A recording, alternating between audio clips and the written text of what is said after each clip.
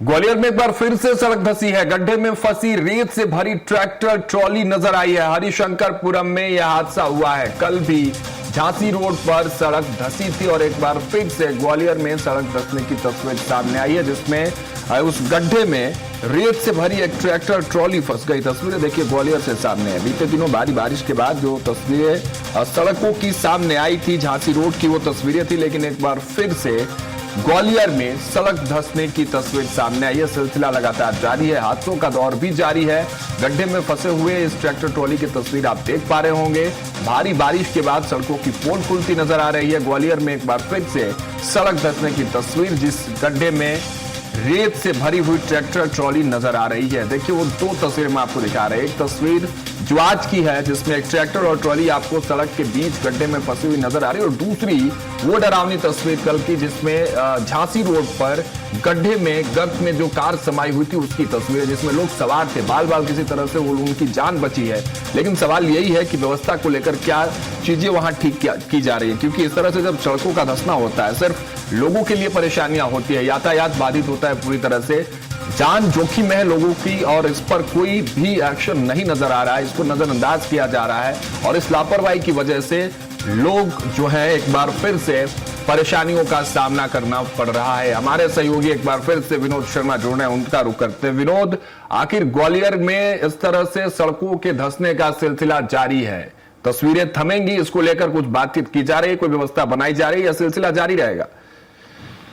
देखिए, सारी बातचीतें हो चुकी, सब कुछ हो चुका, लेकिन धरातल पर जब तक कोई काम नहीं होगा तब तक ये सिलसिला इसी तरह से जारी रहेगा। कल हमने आपको अपने दर्शकों को भी बताया था कि किस तरह से झांसी रोड सड़क धसक गई थी, उसमें एक सुरंग निकल आई थी, एक कार उसमें फंस गई थी और उसमें एक व्यक्ति की जान जाते जाते बची।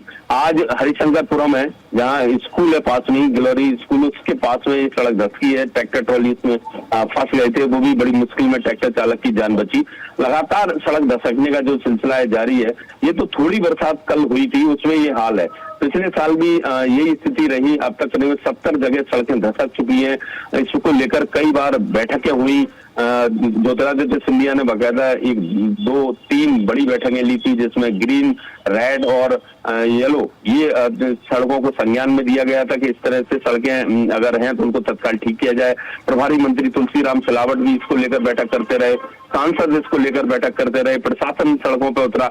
लेकिन धरातल पे जब तक कुछ नहीं होगा, जब तक किया नहीं जाएगा, नदी नाले पूरे जो है वो पटे पड़े हैं, एलिवेटेड रोड निकल रहा है, सफाई हुई नहीं है, सड़कों पे पानी भर रहा है, सड़कों की घटिया क्वालिटी बनाई गई है, जिससे चलते ये घटनाएं लगातार हो रही हैं, हादसे हो रहे हैं, सड़क धंसने का काम लगातार हो रहा है। और ऐसा कोई क्षेत्र नहीं है ग्वालियर का, मैं आपको बताऊं, जहां सड़क धंसने की घटनाएं नहीं हुई हो।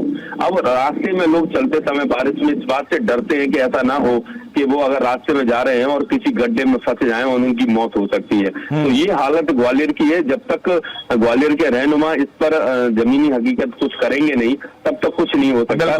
फाइलें बनाने से, मीटिंग करने से ये सब थमने वाला नहीं है। ठीक है विनोद, बहुत शुक्रिया। तमाम आपने जो तस्वीरें वहां से साझा किया, यानी तस्वीरें बदलने वाली तब तक नहीं है, ये सूरत तब तक नहीं बदलेंगी, ये तस्वीरें तब तक नहीं बदलेंगी जब तक जिम्मेदारों की आंखें नहीं खुलेंगी।